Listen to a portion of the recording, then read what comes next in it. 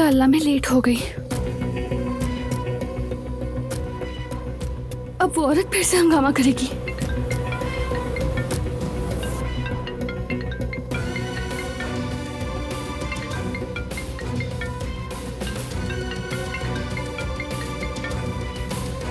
नहीं उठाया।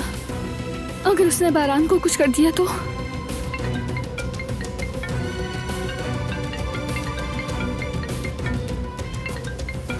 फोन उठाओ, तुम्हें खुदा का वास्ता है, फोन उठाओ।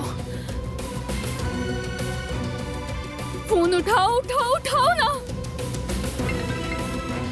हेलो, पता लगा लिया है मैंने कि वो कंपनी कौन सी है। शाबाश।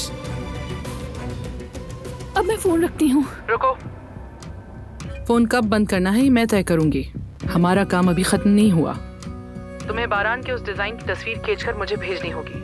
मैंने आपकी बात मान ली, लेकिन आप हर बार नया मुतालबा करती हो। कब रुकेंगी आखिर आप? कभी भी नहीं। जो आप मांग रही हैं वो बहुत मुश्किल है, या शायद नामुमकिन है। ये काम मेरे बस के बाहर है, मैं नहीं कर सकती।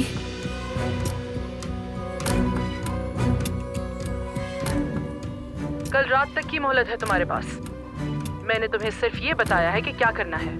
इस पे अमल करना या ना करना तुम्हारा फैसला है।